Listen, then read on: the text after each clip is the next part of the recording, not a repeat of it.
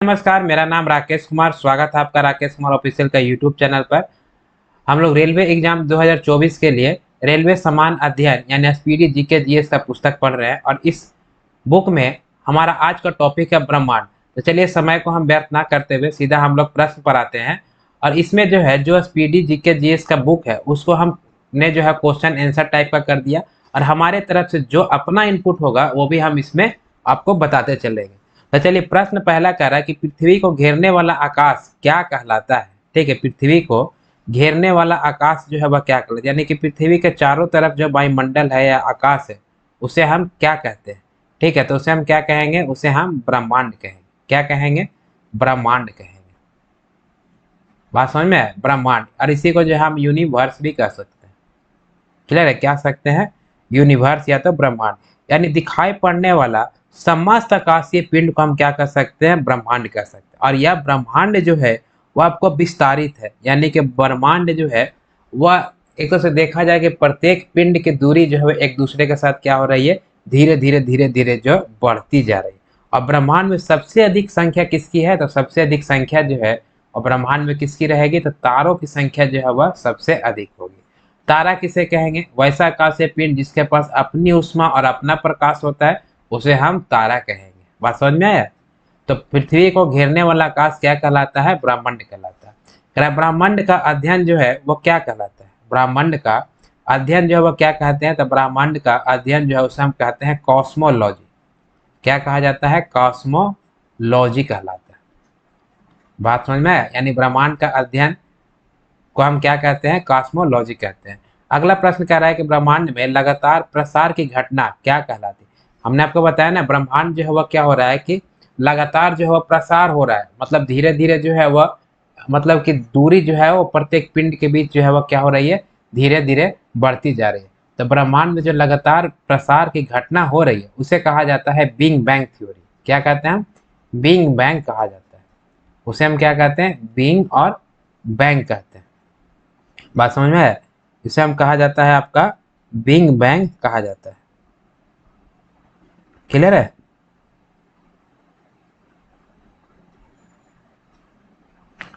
और ये big bang का सिद्धांत क्या है?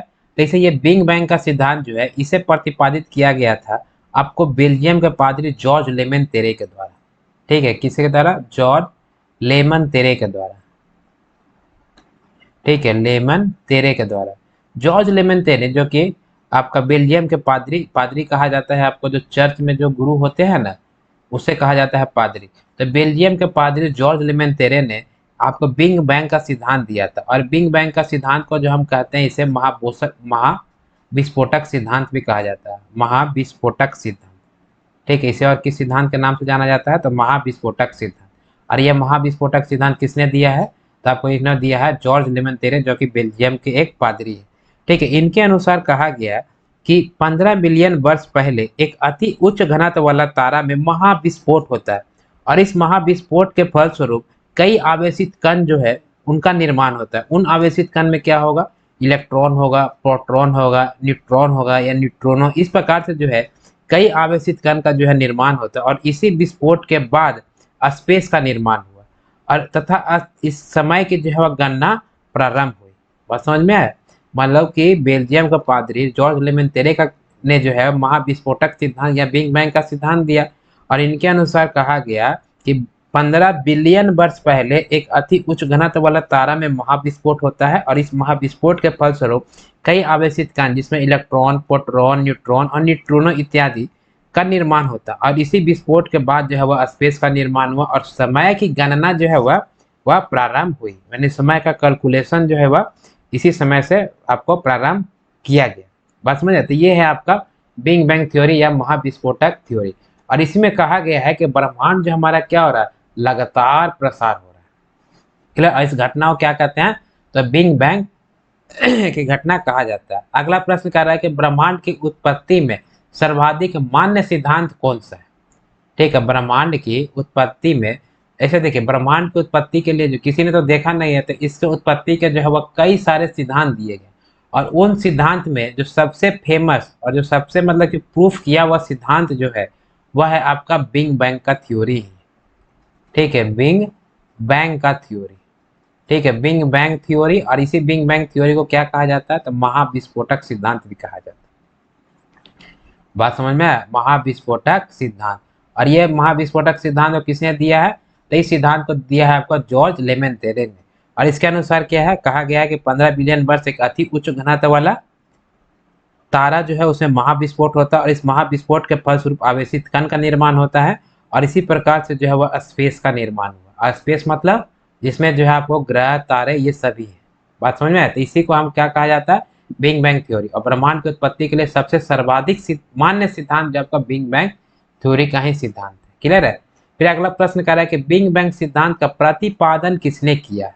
ठीक है, मतलब किसने जो है वह आपको बिग बैंग थ्योरी जो है वह दिया है। तो बिग बैंग का थ्योरी जो हमने आपको बताया कि बेल्जियम के एक पादरी थे जिनका नाम था जॉर्ज लेमेंतेरे। क्या नाम था, बेल्जियम के एक पादरी हैं, बेल्जियम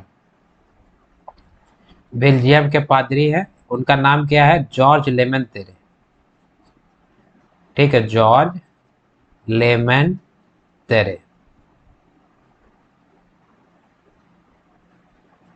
बात समझ में आया, जॉर्ज लेमेंतेरे, जिन्होंने यह सिद्धांत जो है वो आपको 1894 से 96 के बीच जो है यह महाविस्फोटक का सिद्धांत इन्होंने दिया है। क्लियर।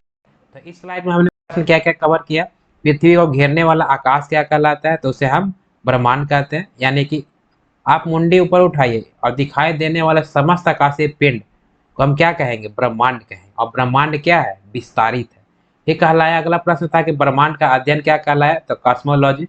ब्रह्मांड में लगातार प्रसार की घटना क्या कहलाती है, बिग बैंग थ्योरी कहलाती है, जिसे महाविस्फोटक सिद्धांत भी कहा जाता है। ब्रह्मांड की उत्पत्ति में सर्वाधिक मान्य सिद्धांत कौन सा है, तो आपको बिग बैंग थ्योरी ही है। और बिग बैंग थ्योरी के अनुसार एक अति उच्च घनत्व वाले तारा में जो है वह 15 बिलियन वर्ष पहले क्या हुआ, महाविस्फोट हुआ, और कई आवेशित कण का निर्माण हुआ, जिसमें अल्फा आपका इलेक्ट्रॉन, प्रोटॉन, न्यूट्रॉन और न्यूट्रोनो ऐसे जो है वह कई आवेशित कण का निर्माण होता है, और इस आपका स्पेस का निर्माण हुआ, और यही से जो है समय की गणना प्रारंभ हुई। क्लियर। तो इसी को हम क्या कहते हैं, आपको महाविस्फोटक सिद्धांत कहते हैं। फिर अगला प्रश्न था कि बिग बैंग सिद्धांत का प्रतिपादन किसने किया था, तो बेल्जियम के पादरी हैं जॉर्ज लेमेंतेरे, जिन्होंने यह सिद्धांत जो है वह 1894 से 1896 के बीच में दिया है। क्लियर है। अगला प्रश्न कर रहा है कि आधुनिक खगोल शास्त्र के जनक जो है वह किसे कहा जाता है। आधुनिक खगोल शास्त्र के जनक जो है वह किन्हें कहा जाता है। क्लियर है। तो आधुनिक खगोल शास्त्र का मतलब क्या हो गया, खगोल शास्त्र का मतलब हो गया आपको एस्ट्रोनॉमी। इसका अंग्रेजी क्या होता है, एस्ट्रोनॉमी। ठीक है, यानी कि खगोल विज्ञान। कह रहा है कि आधुनिक खगोल विज्ञान या खगोल शास्त्र के जनक जो है वह किसे कहा जाता है, तो कॉपरनिकस को। ठीक है, कॉपरनिकस को। और यही कॉपरनिकस साहब जो है वह थ्योरी देते हैं कि सूर्य जो है वह केंद्र में है और बाकी सारे ग्रह जो है वह सूर्य के चारों ओर चक्कर लगाते हैं। ठीक है, यह थ्योरी किसने दिया है, कॉपरनिकस ने दिया। और ये कॉपरनिकस कहाँ के रहने वाले हैं, तो यह कॉपरनिकस जो है वह पोलैंड के रहने वाले हैं। कहाँ के रहने वाले हैं, तो पोलैंड के जो आपको रहने वाले हैं कॉपरनिकस। बात समझ में आया, कहाँ के रहने वाले हैं, तो पोलैंड के रहने वाले। यानी कि आधुनिक खगोल शास्त्र का जनक यानी कि पिता किसे कहा जाता है, कॉपरनिकस को कहा जाता है। कह रहे सूर्य सौर मंडल का केंद्र है। ठीक है, सूर्य जो है वह सौर मंडल का केंद्र है और पृथ्वी उसकी परिक्रमा करता है, यह किसने कहा था। फिर से प्रश्न, सूर्य जो है वह सौर मंडल का केंद्र यानी कि यह है आपका सूर्य, और पृथ्वी जो है कह रहा है कि पृथ्वी यह है आपका अर्थ, और पृथ्वी जो है इसके चारों ओर क्या करता है, आपको परिक्रमा करता है। और जिस जिस पथ पे जो परिक्रमा करता है इस पथ को कहा जाता है कक्षा। क्लियर है। तो सूर्य जो है वह केंद्र में है और पृथ्वी इसके चारों ओर परिक्रमा करता है, यह किसने कहा था, तो यह कहा था आपको कॉपरनिकस साहब। किसने कहा है, कॉपरनिकस साहब ने ही जो आपको कहा है कि सूर्य जो है वह सौर मंडल केंद्र में है और पृथ्वी तथा अन्य ग्रह सूर्य का चक्कर लगाते हैं। बात समझ में है। अगला प्रश्न आपको उल्टा है। अगला प्रश्न कह रहा है कि पृथ्वी जो है ब्रह्मांड के केंद्र में है और सूर्य इसकी परिक्रमा करता है। ठीक है, यह किसने कहा था, तो यह कहा था आपको टॉलमी साहब ने। यह पहले आया था सिद्धांत, टॉलमी ने कहा था। ठीक है, टॉलमी साहब ने, और उसके बाद जो है कॉपरनिकस ने कहा कि ऐसा नहीं है, पृथ्वी ब्रह्मांड के केंद्र में नहीं है, पृथ्वी जो है वह सूर्य जो है वह केंद्र में है सौरमंडल का, और बाकी ग्रह के साथ साथ पृथ्वी भी इन सूर्य का चक्कर लगाता है, ना कि सूर्य जो है वो पृथ्वी का चक्कर लगाता है। बात समझ में आया? तो बाद में यह सिद्धांत जो है वह क्या हुआ, मतलब अमान्य कर दिया गया, और कोपरनिकस साहब ने जो कहा कि सौरमंडल के केंद्र में सूर्य है और पृथ्वी और अन्य ग्रह इस सूर्य का चक्कर जो है वो आपको चारों तरफ से लगाते हैं। ठीक है, यह आपको सही मतलब कैसे कह सकते हैं कि मतलब सही सिद्धांत जो है आपको वह सूर्य जो है वह केंद्र में है और ग्रह जो है उसके चक्कर लगाते हैं, यह सही जो आपको स्टेटमेंट है। ठीक है, और टॉलमी साहब का स्टेटमेंट क्या कर दिया गया, गलत कर दिया गया। अगला प्रश्न कह रहा है कि ग्रहों के गति का नियम, ठीक है, किसने दिया है? ठीक है, ग्रहों का गति का नियम, ठीक है, तो ग्रहों का गति का नियम जो है वह जॉन्सन केपलर ने दिया। किसने दिया है? जॉन्सन केपलर, या इसी को हम केपलर का नियम भी कहते हैं। क्या कहेंगे? केपलर का नियम, जॉन्सन केपलर। ठीक है, केपलर। और ये कहाँ के रहने वाले थे? तो ये रहने वाला था आपको जर्मनी के। देखिए कोपरनिकस साहब ने तो ये कह दिया कि जो है सूर्य जो है वह केंद्र में है। कोपरनिकस साहब ने कहा कि ये आपका सूर्य है और इसके चारों तरफ जो है ये आपको ग्रह है। ठीक है, यानी कि ग्रह जो है वह, यानी मान लीजिए सपोज पृथ्वी है तो इसका चारों तरफ क्या करते हैं, चक्कर लगाते हैं। लेकिन ग्रहों का जो है गति का नियम, ग्रहों गति का नियम क्या है? लेकिन केपलर साहब ने कहा कि ठीक है सूर्य केंद्र में है सौरमंडल का और ग्रह उसका चक्कर लगाते हैं, लेकिन किस पथ पर चक्कर लगाते हैं? तो केपलर साहब ने कहा कि सभी ग्रह जो है वह परवलयाकार पथ पर क्या करते हैं, चक्कर लगाते हैं।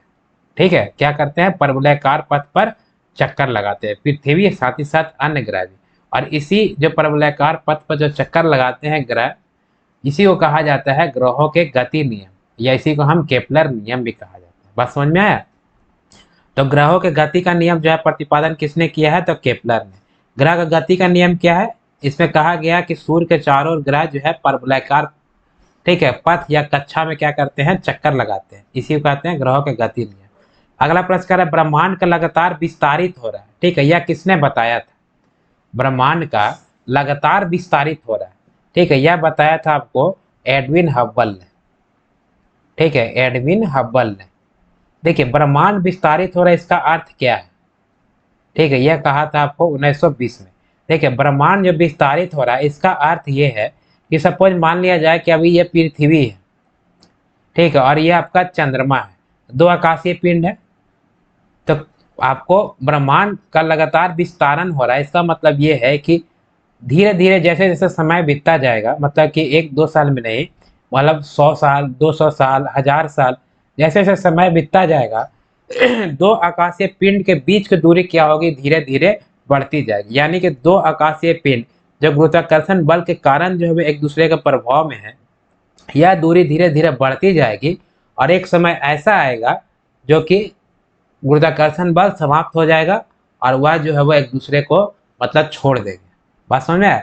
तो इसी थ्योरी को कहा गया है आपको विस्तारण, मतलब विस्तारित थ्योरी कह सकते हैं, या इसी को कह सकते हैं कि ब्रह्मांड का लगातार क्या हो रहा है, विस्तार हो रहा है, यानी एक दूसरे से दूरी क्या हो रही है, बढ़ रही है। यह किसने बताया था? यह बताया था आपको एडविन हब्बल ने। कब बताया था? 1920 ईस्वी में बताया था। क्लियर है?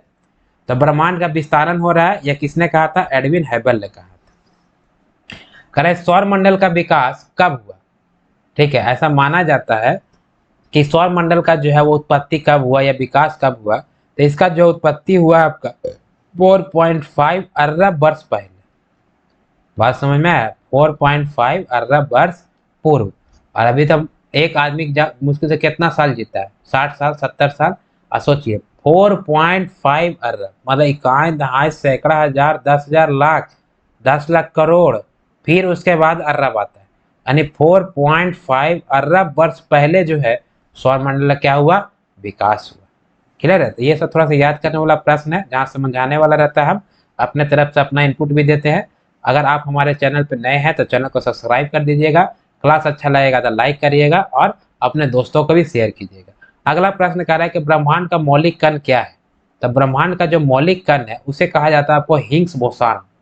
क्या कहते हैं? ठीक है, हिग्स बोसान। बात समझ में आया?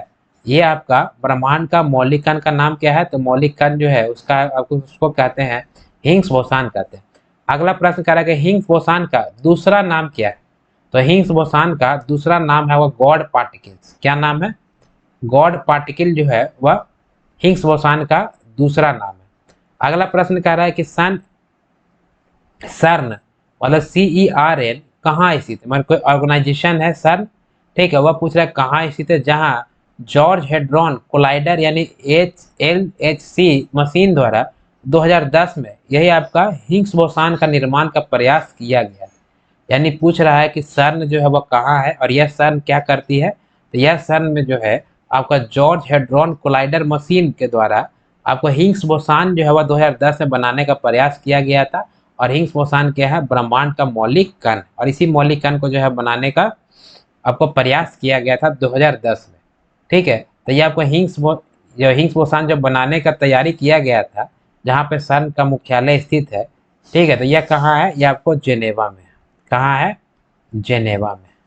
बात समझ में आया? यानी कि सर्न कहाँ स्थित है? जेनेवा में। और इसी जेनेवा के सर्न में आपको लॉर्ज हेड्रॉन कोलाइडर मशीन द्वारा जो है 2010 में हिग्स बोसान का निर्माण का प्रयास किया गया था। और ये हिग्स बोसान क्या है? ब्रह्मांड का जो है वह पार्टिकल। बात समझ में आया? अगला प्रश्न देखते हैं, प्रश्न संख्या 15 क्या है? प्रश्न संख्या 15 कह रहा है कि ब्रह्मांड की आयु कितनी है? ठीक है, एक तो हो गया आपको कि सौर मंडल का विकास कब हुआ, एक अभी आ गया आपको ब्रह्मांड की आयु की। ये सारा जो है वो अनुमानित आयु है। ठीक है, आपको इधर उधर ऑप्शन में दे सकता है, तो एक आप मोटा मोटी याद करके रखिएगा। तब ब्रह्मांड की आयु जो है वो आज से लगभग कितना है? 13 बिलियन वर्ष पहले। कितना बिलियन वर्ष पहले? तो 13 बिलियन वर्ष पहले जो है ब्रह्मांड की मतलब उत्पत्ति हुई। अगला कह रहा है कि ब्रह्मांड का व्यास कितना है? ठीक है, ब्रह्मांड का व्यास जो है वह 10⁸ प्रकाश वर्ष। कितना है? 10⁸ प्रकाश वर्ष। बात समझ में आ रहा है? 1 प्रकाश वर्ष जो है वह एक साल में प्रकाश के द्वारा तय की गई दूरी को हम कहते हैं प्रकाश वर्ष। और प्रकाश जो है वह एक सेकंड में, ठीक है, 3 लाख किलोमीटर क्या करता है? दूरी तय करता है। बात समझ में आया? यानी एक प्रकाश जो वर्ष जो होता है वह बराबर होता है 9.46, ठीक है, 9.46 इंटू 10⁻12 किलोमीटर के बराबर एक प्रकाश वर्ष। और आपका ये एक प्रकाश वर्ष है। चलिए इसको हम थोड़ा सा ये कर देते हैं, इतना बराबर होता है एक लाइट ईयर यानी प्रकाश वर्ष। ठीक है, और ब्रह्मांड का व्यास कितना है? 10⁸ प्रकाश वर्ष, बहुत ही ज्यादा है। इसका भी गुना कर दिए 10⁸ से, तो 10⁸ से गुना करेंगे तो 12 और 8 कितना हो जाएगा? 20 हो जाएगा। इसका काउंट बहुत ज्यादा, इतना बड़ा जो है ब्रह्मांड का व्यास है, मतलब डायमीटर है। फिर अगला प्रश्न कर रहा है ब्रह्मांड में विस्फोटी तारा क्या कहलाता है? ठीक है, ब्रह्मांड में जो विस्फोटी तारा जो है उसे हम क्या कहते हैं? उसे कहलाता है आपको अभिनव तारा। क्या कहलाता है? अभिनव तारा कहलाता है। बात समझ में आया? ब्रह्मांड में जो विस्फोटित तारा है उसे हम कहते हैं अभिनव तारा। इसी को जो है सुपरनोवा तारा भी कहा जाता है। ठीक है, सुपरनोवा स्टार। और ये क्या होता है ये अभी हम चर्चा करते हैं। आपको तारा का कैसे निर्माण होता है, किस प्रकार से इसका उत्पत्ति और कैसे अभिनव तारा बनता है, उसका हम अभी पढ़ेंगे। कह रहे सुपरनोवा क्या है? तो सुपरनोवा जो है एक मृत प्राय तारे का विस्फोटक अवस्था है। ठीक है, यानी कि तारे का एक तरह से कहा जाए कि अंतिम अवस्था होता है, लेकिन वो अंतिम अवस्था में क्या है? विस्फोट करता है। तो उसी को हम सुपरनोवा तारा या विस्फोटक तारा भी इसे कहा जाता है, या तो अभिनव तारा भी कहा जाता है। ठीक है, तो मृत प्राय तारे की विस्फोटक अवस्था को हम क्या कहते हैं? ठीक है, विस्फोटक अवस्था को हम कहते हैं सुपरनोवा तारा। बात समझ में आया? विस्फोटक अवस्था को। अगला कह रहा है कि खगोलीय दूरी का सबसे बड़ा मात्रक क्या है? यानी एस्ट्रोनॉमी में जो सबसे बड़ा मात्रक जिससे की दूरी मापी जाती है वह है आपका पारसेक। क्या है? पारसेक है। और एक पारसेक जो है कितने के बराबर होता है? तो एक पारसेक जो है वह प्रकाश वर्ष में देखे तो प्रकाश वर्ष में 3.26 प्रकाश वर्ष के बराबर। ठीक है, प्रकाश वर्ष के बराबर। और एक प्रकाश वर्ष यानी कि लाइट ईयर, यह कितने का बराबर होता है? तो यह होता है आपको 9.46 इंटू 10⁻12 किलोमीटर। अगर इसी को मीटर में कन्वर्ट करेंगे तो 9.46 इंटू 10 कितना हो जाएगा? 15 मीटर हो जाएगा। बात समझ में आया? क्लियर है? तो ब्रह्मांड में जो है विस्फोटी तारा जो है वह क्या कहलाता है, अभिनव तारा कहलाता है। और सुपरनोवा तारा क्या है, मृतप्राय तारा है। ठीक है, तो चलिए हम थोड़ा सा समझते हैं कि जो है वह तारे का निर्माण कैसे होता है। ठीक है, तारे का निर्माण कैसे होता है।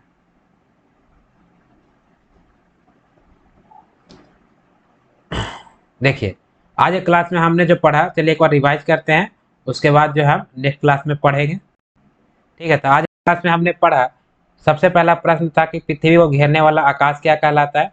तो पृथ्वी को घेरने वाला आकाश को हम ब्रह्मांड या यूनिवर्स कहते हैं। ब्रह्मांड का अध्ययन क्या कहलाता है, कॉस्मोलॉजी। तो फिर कह रहा है कि ब्रह्मांड में लगातार क्या हो रहा है, प्रसार हो रहा है, इस घटना को क्या कहते हैं, बिग बैंग थ्योरी। और बिग बैंग थ्योरी को महाविस्फोटक सिद्धांत भी कहते हैं, या जॉर्ज, इसको दिया था जॉर्ज लेमेंटेरे ने। कह रहा ब्रह्मांड की उत्पत्ति में सर्वाधिक मान्य सिद्धांत कौन सा है, तो सर्वाधिक मान्य सिद्धांत आपका बिग बैंग थ्योरी, जिसे महाविस्फोटक सिद्धांत कहा जाता है। बिग बैंग सिद्धांत का प्रतिपादन किसने किया है, तो बेल्जियम के पादरी जॉर्ज लेमेंटेरे ने। और यह कब किया, 1894 से 96 के बीच। अगला प्रश्न हमने देखा कि आधुनिक खगोल शास्त्र का जनक कहा जाता है किसे, तो यह कहा जाता है आपको कॉपरनिकस को। सूर्य सौर मंडल का केंद्र, पृथ्वी इसको चारों ओर परिक्रमा करता है, यह कहा था कॉपरनिकस ने। और यही जो है मान्य थ्योरी है। दूसरा कह रहा है कि पृथ्वी जो है ब्रह्मांड का केंद्र है और सूर्य चक्कर लगा रहा है, ये गलत है, ये दिया था, बोला था किसने, टॉलमी ने कहा था। क्लियर है। फिर कह रहा है कि ग्रहों के गति का नियम का प्रतिपादन किसने किया है, तो आपको केपलर ने किया है। ग्रहों गति का नियम क्या है कि इसमें कहा गया कि सूर्य का चारों ओर ग्रह तो चक्कर लगाते, ये कहा कि आपको कॉपरनिकस ने।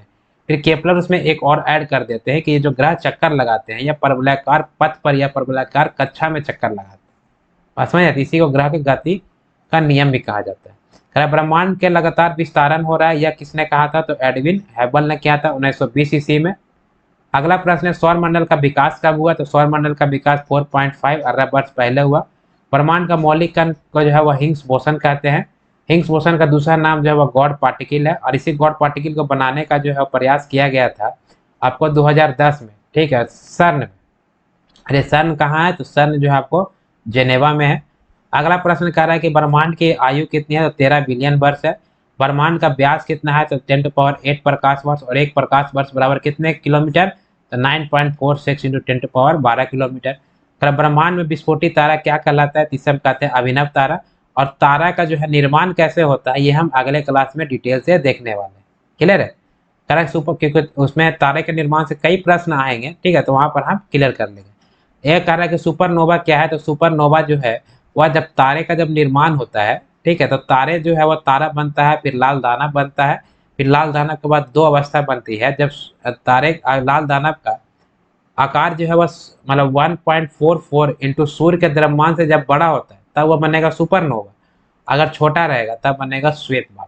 ठीक है, तो हम ये तारे का, कैसे तारे का निर्माण होगा, किस प्रकार से तारे का जो है वह मतलब अपना अंतिम अवस्था में पहुंचता है, ठीक, और अंतिम अवस्था में पहुंचे कैसे वो ब्लैक होल में जाता है, वो हम अगले क्लास में डिटेल से पढ़ने वाले हैं। फिर कह रहे हैं कि सुपरनोवा क्या है, तो मृत प्राय तारे का मतलब अंतिम अवस्था के तारे रहता है लेकिन विस्फोटक अवस्था में होता है, उसे हम सुपरनोवा या हम अभिनव तारा या इसको विस्फोटक तारा भी कहते हैं। फिर कह रहा है खगोलीय दूरी का सबसे बड़ा मात्रक क्या है, खगोलीय दूरी का सबसे बड़ा मात्रक पार्सेक होता है। और एक पार्सेक कितने के बराबर, तो 3.26 प्रकाश वर्ष के बराबर होता है। और एक लाइट ईयर जो है वो 9.46 10⁻12 किलोमीटर, अगर मीटर में देखेंगे तो 10⁻15 मीटर होता है। क्लियर है। तो आज के लिए क्लास के लिए बस इतना ही रखता हूँ। अगर आप हमारे चैनल पर नए हैं तो चैनल को सब्सक्राइब कीजिए, क्लास अच्छा लग रहा है तो लाइक कीजिए और अपने दोस्तों को भी शेयर कीजिए। फिर मिलते हैं अगले क्लास में, तब तक के लिए जय हिंद, जय भारत, नमस्कार।